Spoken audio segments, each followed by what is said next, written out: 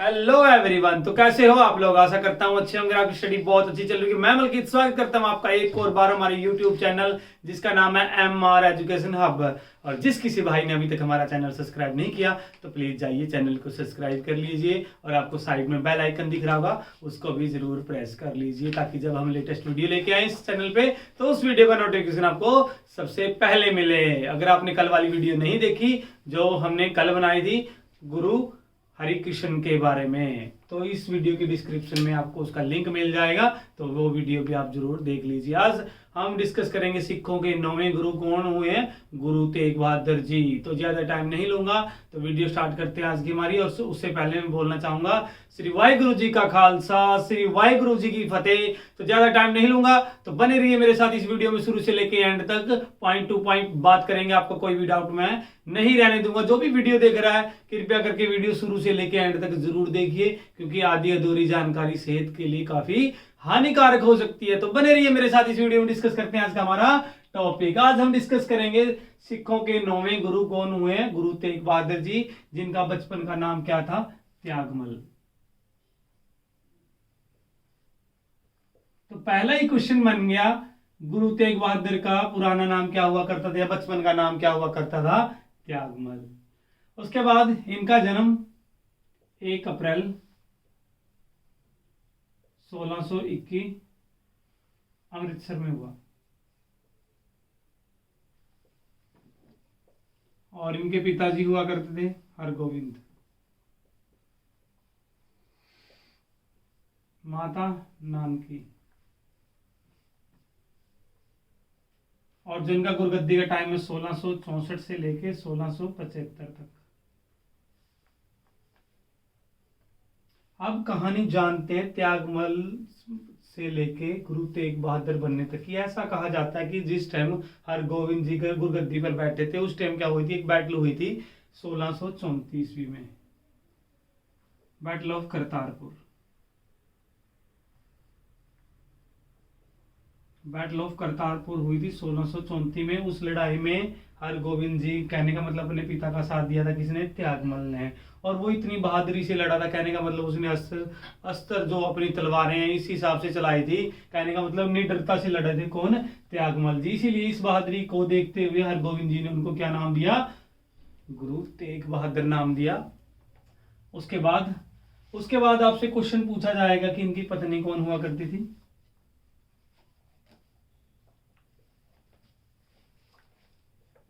माता गुजरी। और इनका जो पुत्र हुआ गोविंद राय, जो आगे जाके सिखों के क्या बनेंगे, 10वें गुरु बनेंगे बाय द नेम ऑफ गुरु गोविंद सिंह जी। तो उसके बाद अगर आपसे पूछे ये किसके समकालीन हुआ करते थे, कहने का मतलब जिस टाइम गुरु तेग बहादुर जी गद्दी पर बैठे थे उस टाइम दिल्ली की गद्दी पर कौन बैठा था, तो वो कौन था, औरंगजेब।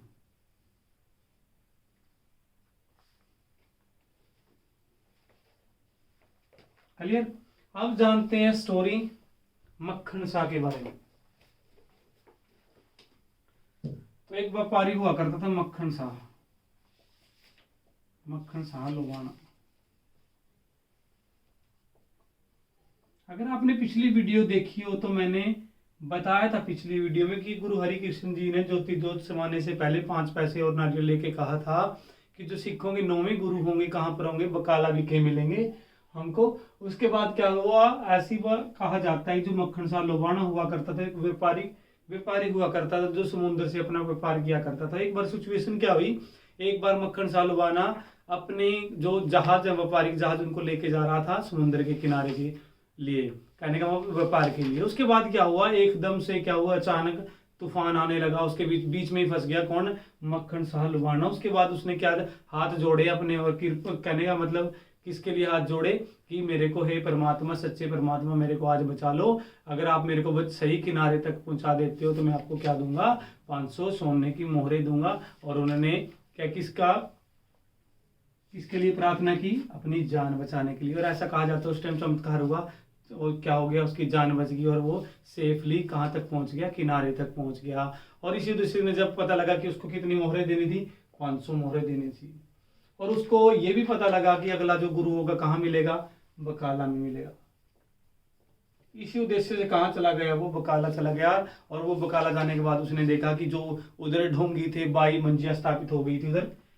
तो 22 अलग अलग स्थानों से आए हुए क्या कर रहे थे, जो ढोंगी थे उन्होंने कहा, वो अपने आप में ये कह रहे थे मैं गुरु हूँ, मैं गुरु हूँ। लेकिन सही डिसीजन किसने लिया था, जो मक्खन शाह लुबाना था। उसके बाद क्या, वो 22 जो बाबा थे उधर उनके पास गया, तो उनके सामने 2-2 मोहरे रखनी स्टार्ट कर दी उसने। किस चीज़ की, सोने की मोहरे रखनी स्टार्ट कर दी।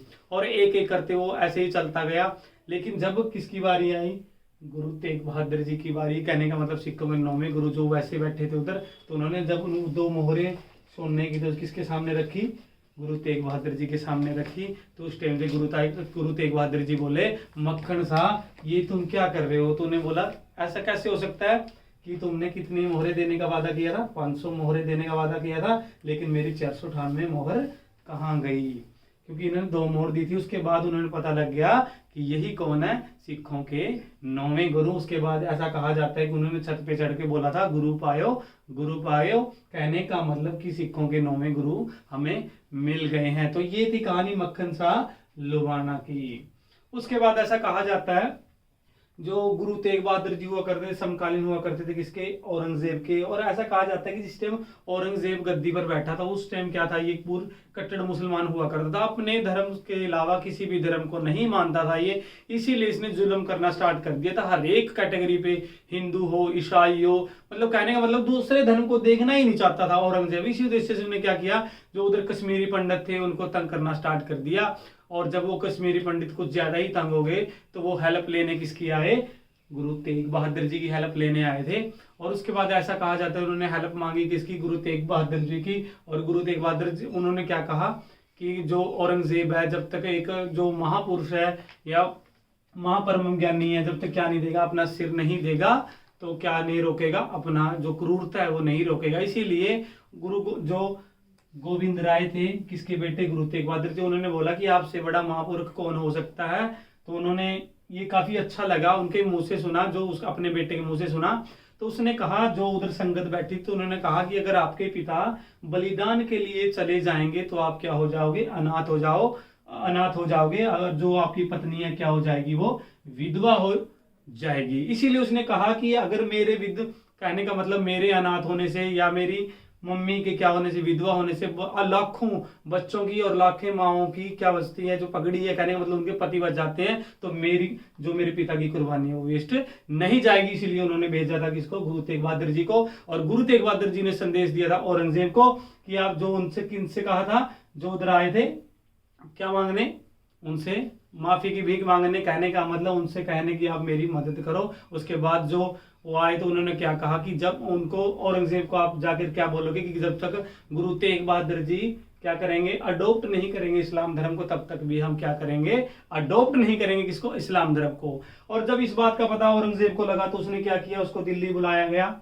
और ऐसा कहा जाता है दिल्ली बुलाने के बाद उनको काफी दुख दिए गए। कहने का मतलब एक बार तो उनके सामने जो उनके श्रद्धालु थे, उनको आरी के साथ उनका सर धड़ से अलग कर दिया गया। उसके बाद गर्म रेत के साथ उनके सर से रेत गिराई गई।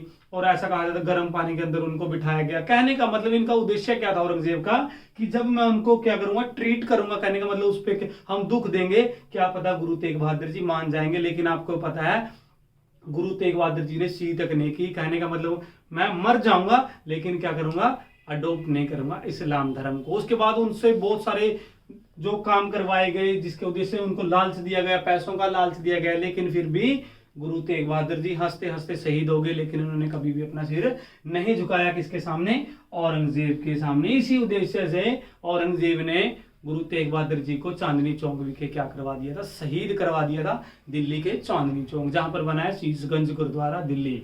और ऐसा कहा जाता है जिस टाइम उनको शहीद करवाया गया, उस टाइम क्या हुआ, ऐसी सिचुएशन हुई, उस टाइम तूफान आ गया। और इसी तूफान का फायदा उठाया किसने, भाई जेता जी ने। भाई जेता जी ने क्या उठाया, उनका सर उठा के ले गए। वो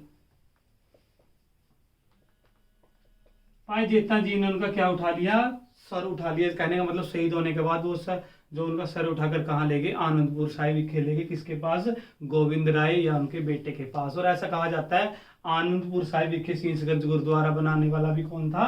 गुरु गोविंद सिंह या गोविंद राय, जहां पर उनका सिर रखा गया था। और वो किसने बनाया था? रकाबगंज गुरुद्वारा या शीशगंज गुरुद्वारा? गोविंद राय ने बनवाया था। और रकाबगंज गुरुद्वारा झोपड़ी में आग लगवाई थी किसी ने? लखी शाह लुबाना ने।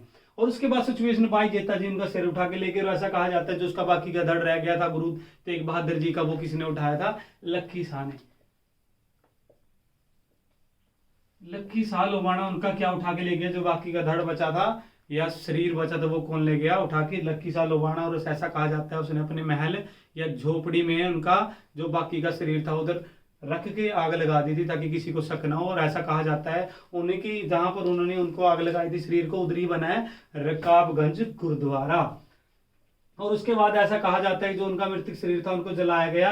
और ऐसा कहा जाता है कि उनको इतिहास में गुरु तेग बहादुर जी को हिंद की चादर भी कहा जाता है। और वो क्यों कहा जाता है? क्योंकि उन्होंने बलिदान दिया था धर्म को बचाने के लिए। तो डिस्कस करते हैं अब इनके एक एक पॉइंट जो एग्जाम पॉइंट ऑफ व्यू से बनेंगे। क्वेश्चन तो बने रहिए इस वीडियो में। तो पहला ही क्वेश्चन आपसे पूछा जाएगा कि जो उनका सिर था कौन लेके आया था? गुरु तेग बहादुर जी का सिर उठा के लेके आने वाले, ये कहने का मतलब गुरु तेग बहादुर जी का सिर लेके आने के बाद वो सिर किसने और किसको दिया था? तो मैंने आपको बताया था भाई जेता जी। भाई जेता जी उनका सिर लेके आए थे और किसको दिया था? उनके बेटे गोविंद राय को। गोविंद राय को सिर देने के बाद उन्होंने क्या किया था? उधर ही स्थापना की थी शीशगंज गुरुद्वारा आनंदपुर साहिब विखे। और उसके बाद आपसे पूछा जाएगा कि जो बाकी का शरीर था धड़ से बिना, वो किसने उठाया था? तो लखी शाह। कहां पर ले गया था? अपनी हवेली, जहां पर बना है कौन सा गुरुद्वारा? रकाबगंज गुरुद्वारा। उसके बाद आपसे पूछा जाएगा कौन सा व्यापारी हुआ करता था? मक्खन शाह लुबाना।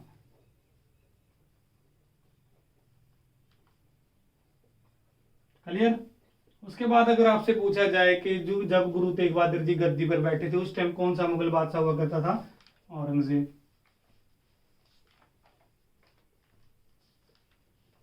उसके बाद आपसे पूछा जाएगा हिंद की चादर किस गुरु को कहा जाता है? किस गुरु के नाम से जो हिंद की चादर फेमस है वो है गुरु तेग बहादुर जी, सिखों के 9वें गुरु। और फिर आपसे पूछा जाएगा कि बचपन का नाम क्या हुआ करता था 9वें गुरु का या गुरु तेग बहादुर जी का? वो क्या था? त्यागमल। अगर आपसे पूछे इनके पिता कौन हुआ करते थे? हरगोविंद। क्लियर? अगर माता पूछे तो कौन हुआ करती थी? माता नानकी। पुत्र कौन था? गोविंद राय। बोल गए इतने जल्दी? जो सिखों के 10वें गुरु बनेंगे उनको तो जानते होंगे आप, गुरु गोविंद सिंह जी। और उसके बाद आपसे पूछा जाएगा कि जब गुरु तेग बहादुर जी के पास कौन आए थे जो तंग हो गए थे काफी किससे? औरंगजेब से। तो उसके बाद ही उन्होंने सिर कटवा लिया था, लेकिन सी तकनीकी थी, इसीलिए इनको क्या कहा जाता है? हिंद की चादर कहा जाता है। क्लियर? अगर टाइम पीरियड पूछे 1664 से लेके 1675 तक। अगर फुल डेट पूछे तो 11 नवंबर है बेटा। 11 नवंबर 1675 में दिल्ली के चांदनी चौक विखे गुरु तेग बहादुर जी को शहीद करवा दिया गया था। किसके द्वारा? औरंगजेब के द्वारा। क्लियर? तो आज की वीडियो में इतना ही। कल मिलते हैं नेक्स्ट वीडियो के साथ, उसमें डिस्कस करेंगे सिखों के 10वें गुरु गुरु गोविंद सिंह जी के बारे में। अगर फिर भी किसी भी तरह का बेटा आपको डाउट हो तो कमेंट में जरूर लिख दिया करो। और अगली जो आपको मतलब किसी भी पंजाब हिस्ट्री से रिलेटेड कोई भी सब्जेक्ट समझ में नहीं आ रहा या कोई भी टॉपिक आपका अच्छी तरह से क्लियर नहीं हो रहा तो कमेंट में मेंशन कर देना, मैं बिल्कुल नॉर्मल वे से करवा दूंगा। तो कल मिलते हैं नेक्स्ट वीडियो के साथ, तब तक के लिए बने रहिए हमारे साथ इस चैनल पे और ज़्यादा से ज़्यादा वीडियो को शेयर कर लीजिए और बेल आइकन दबा लीजिए। तो कल मिलते हैं नेक्स्ट वीडियो के साथ, तब तक के लिए थैंक यू।